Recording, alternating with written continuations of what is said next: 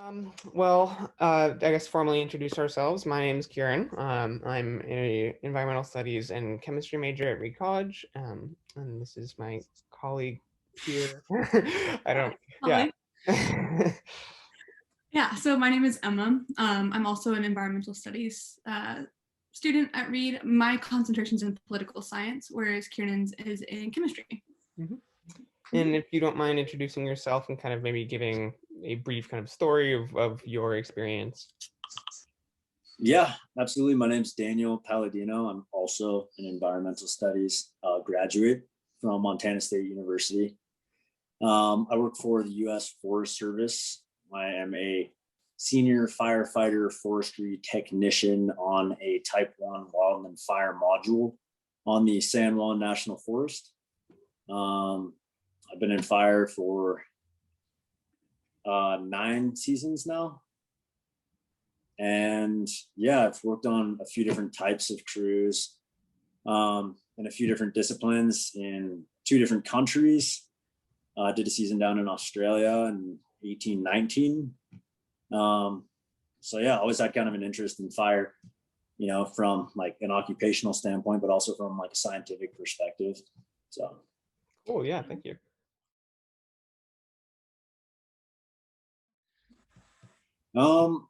I guess like growing up in the West, I grew up in Truckee, California, in the Sierra Nevada. And it was just kind of always something that you were confronted with, like living in the wild and urban interface. And so I can remember being evacuated from my house, like I think maybe once mandatory and once kind of voluntary evacuation from a nearby wildfire. Didn't really consider doing it for work until college. And it's such a huge part of life in Montana. It's like every other person you meet has some connection to wildland fire. And I started working in the private industry there right as I finished college, and made a career out of it after doing that for a couple of years. Made the jump to the feds and kind of ran with it. Nice. Yeah, so I guess I should give you guys some background, and I'm not sure how much Dove told you about kind of the type of crew that we both have experience on, which is wildland fire modules. Okay. But our mission statement is a little bit different than the typical type of crew, which is kind of in existence to suppress fire. The aim of a wildland fire module is to manage fire, encourage fire, assist with prescribed fire. We also can act as a suppression resource when needed, but we're kind of the crew that gets called when a land manager, a forest supervisor, a district fire management officer has the choice between suppressing or managing a fire. If they decide to manage the fire, they call us.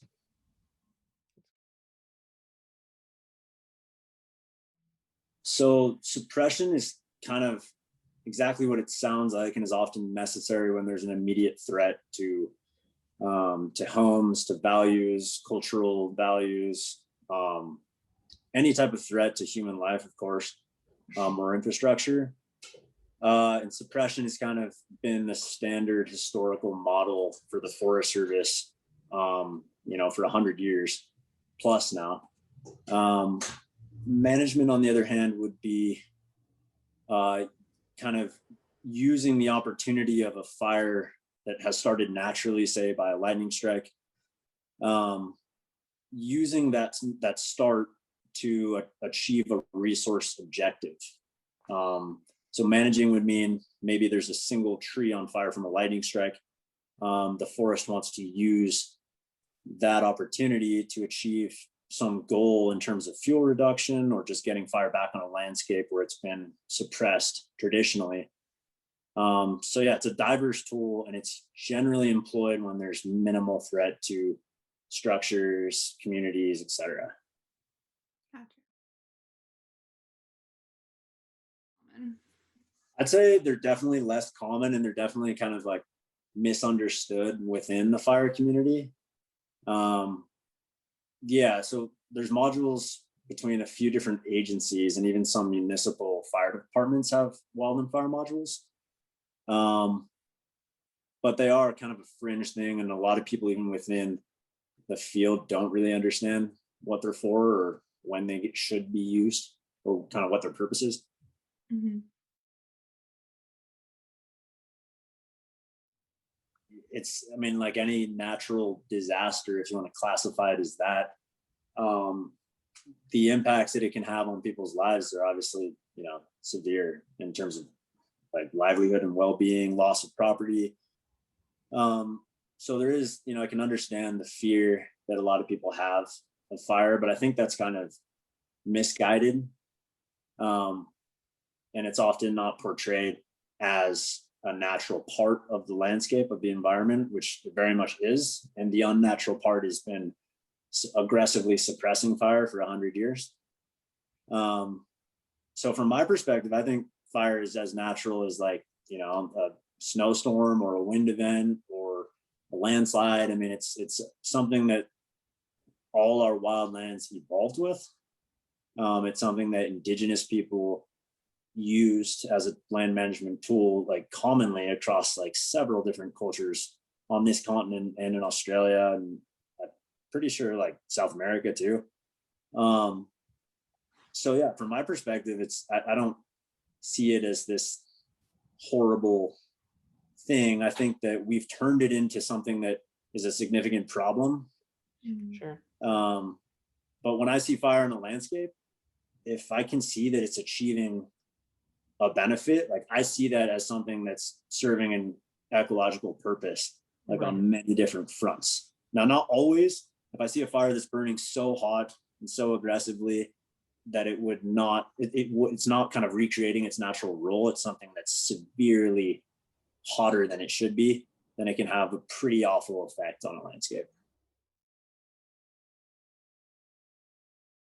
I think it's definitely contributed to extreme weather events and extreme drought. It's all obviously, when we talk about a worsening fire problem in the West, we're talking about a combination of more extreme weather, you know, more extreme drought conditions, but we're also talking about a legacy of historic fire suppression that's created kind of the conditions that are ripe for fires to burn hotter and more aggressively anyway. Now, that being said, that problem gets a lot worse in conjunction with climate change.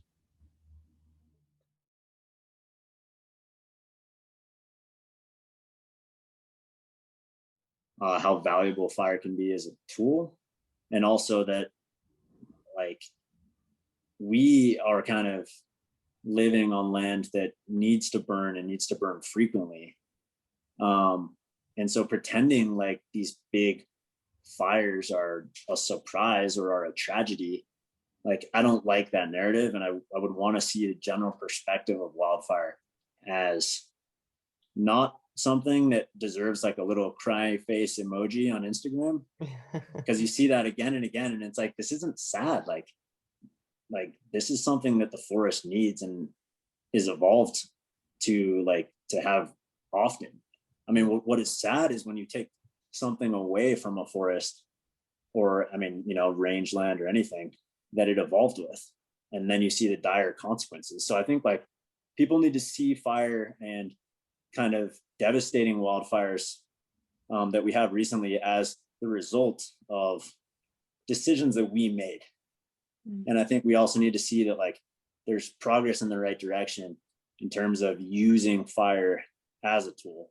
And now the other part of that I'd like to answer in terms of public is, I'd like to see the public take more responsibility for securing their property against the spread of wildfire. And that means, like, fostering a culture of creating defensible space, but also of, you know, taking responsibility for living on the interface and what that means, and not expecting the government to be able to step in and save everything for them.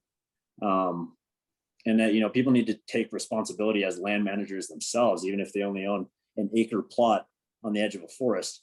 They need to work with the agencies to reduce the risk to their house and their land and their properties.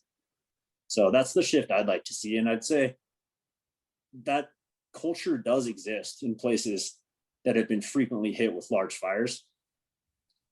But I'd like to see it more kind of be a widespread understanding and a widespread acceptance of kind of what you sign up for when you live in communities that historically burned every 10 years, 15 years, 20 years.